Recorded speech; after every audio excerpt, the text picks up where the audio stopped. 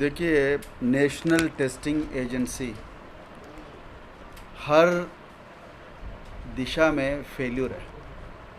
ये केवल एक बिहार के मामला नहीं है, ये पूरा देश के बच्चों का मामला नहीं है। क्योंकि मैं भी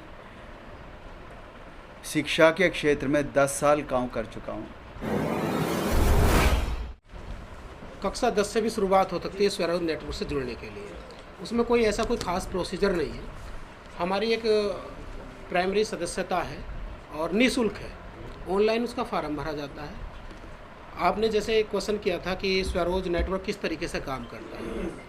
हम ये चाहते हैं, जहाँ तक अभी हम देख रहे हैं, खासकर यूपी में जैसे हमने दौरा किया है तो लगभग 60 जिलों में हम गए हैं। हम लोग दिल्ली में बैठ कर के आंकलन लगा लेते हैं कि शिक्षा का स्तर अच्छा है, लेकिन ऐसा नहीं है। खासकर यूपी में हम जब लोग गए तो आज भी, मैं हर समुदाय की बात कर रहा हूँ, खासकर दलित समुदाय के में मैंने देखा कि आज भी ऐसे ऐसे गांव हैं जहाँ पे आज भी बच्चे पूरे गांव में हाई स्कूल पास नहीं हैं। हम लोग घर मकान बनाने के लिए संघर्ष कर रहे हैं, अच्छी कोठी बनाने के लिए, नौकरी पाने के लिए। वो लोग आज भी पेट भरने के लिए संघर्ष कर रहे हैं। वहाँ मात्र 100-150 रुपये की मजदूरी होती है। जब ये चीज़ हमने देखा तो मैं सर से 2015 से पहले से ही प्रेरित हूँ। जब मैंने शिक्षा के क्षेत्र में इनका देखा तब मैंने निवेदन किया कि जिस तरीके से आप दक्षिण में काम कर रहे हैं, इस तरीके से नॉर्थ में भी काम किया जाए। और हम लोग प्रत्येक गांव में जाते हैं। वहाँ पर यदि किसी परिवार में, मान लिया एक मोहल्ले में 10 बच्चे ग्रेजुएट हैं, तो हम उनसे निवेदन करते हैं कि आप अपने पास पड़ोस में 10 बच्चों की जिम्मेदारी उठाओ और 1 घंटा फ्री ऑफ कॉस्ट आपको ट्यूशन देना है, फ्री में पढ़ाना है।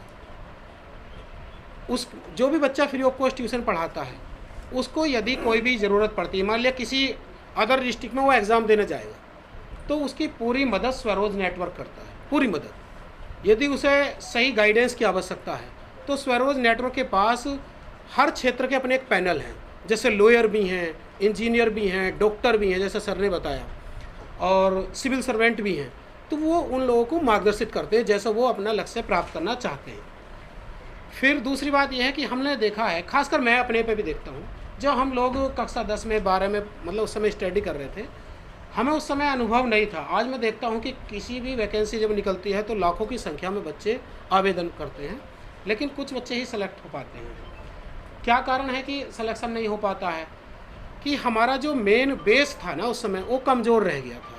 हम उसे सही से डीपली से पढ़ नहीं पाए थे। उसके लिए भी मजबूत करने के लिए हम, जब कोई बच्चा यदि मान लिया कक्षा 12 में है, तो हम उससे कहते हैं जहाँ तक आपकी क्षमता है, अगर आप कक्षा 5 के बच्चे को पढ़ा सकते हो तो आप कक्षा 5 के बच्चे को भी 1 घंटे ट्यूशन पढ़ाइए। और कक्षा 12 का बच्चा कक्षा 5 वाले बच्चे को, 6 वाले बच्चे को तो पढ़ा ही सकता है 8 सब्जेक्ट।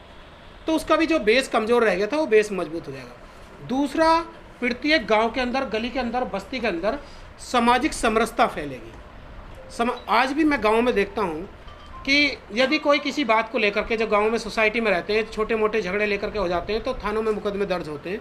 और हमारे पास बहुत सारे फ़ोन आते हैं कि हमारा मुकदमा दर्ज हो गया, हमारा बच्चा पढ़ लिया था, ये सब चीज़ें। तो इस सब बात को ध्यान में रखते हुए हमने जो ये परिवर्तन पाठशाला चलाई है, ये परिवर्तन पाठशाला सामाजिक समरसता का भी एक उदाहरण है। यदि कोई बच्चा अपने आसपास के बगल के 20 बच्चों को, ये 20 परिवार के बच्चों को पढ़ाएगा फ्री में, तो उनमें आपस में तालमेल अच्छा होगा, चाहे किसी भी जाति समुदाय के व्यक्ति हो।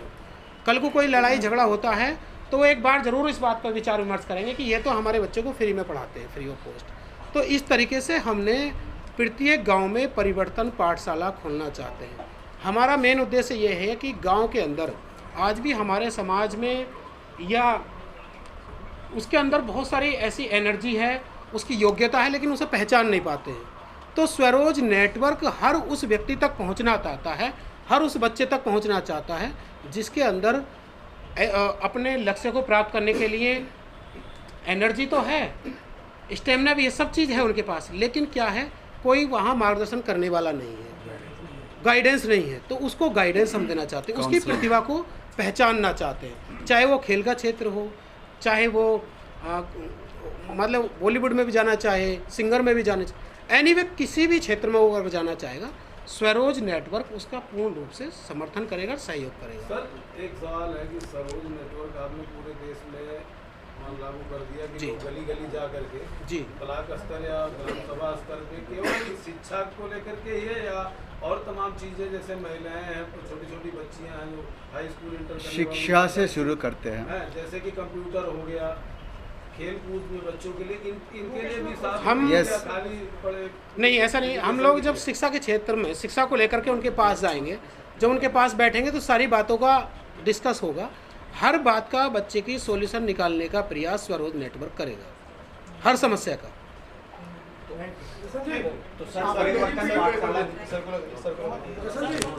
जसन जी आफ्टर जीपी सर एक पॉलिटिकल पार्टी का भी हिस्सा रहे और इस समय पॉलिटिकल इंटरफेयर ना, आपके ना। संगठन पर रहेगा। ना, सर ने बताया स्वरोज नेटवर्क एक अराजनीतिक संगठन है, नॉन पॉलिटिकल नहीं। नॉन पॉलिटिकल है। इस राजनीतिक का कोई वो नहीं है, लेन देन नहीं, बहुत दूर तक। ये केवल शिक्षा पे ही काम करेगा। शिक्षा और स्वास्थ्य स्वावलंबन। रोज नेटवर्क में जो स्टूडेंट पढ़ने के लिए आएंगे उनका कोई चार्ज भी रहेगा? नहीं, free of cost. Free. Praveen ji, अभी सबसे बड़ा इशू युवाओं की बात आप कर रहे हैं, एजुकेशन की। ये नीट की बात करें, नेट की बात करें, यूजीसी की बात करें, सारे जो छात्र हैं देश भर के बड़े परेशान हैं। कल एक तरीके से नेट का भी एग्जाम आया कि वो दोबारा से होगा, इस पे आपका सबसे बड़ा क्या कहना और है? सुप्रीम कोर्ट को हस्तक्षेप करना पड़ा, पेपर रद्द करना पड़ा। इस पे आपकी क्या है? देखिए, नेशनल टेस्टिंग एजेंसी हर दिशा में फेल्यूर है। ये केवल एक बिहार के मामला नहीं है, ये पूरा देश का बच्चों का मामला नहीं है। क्योंकि मैं भी शिक्षा के क्षेत्र में 10 साल काम कर चुका हूँ। मेरे हाथों से कई स्टूडेंट्स डॉक्टर्स बन गए। मैं समझ सकता हूँ वो लोगों का जज्बात। और पेरेंट्स अपना पूरा प्रॉपर्टी बेच के और प्रॉपर्टी को मार्टगेज करके लाखों रुपए लाके कोचिंग सेंटर्स में लगा के बच्चों को पढ़ाते हैं।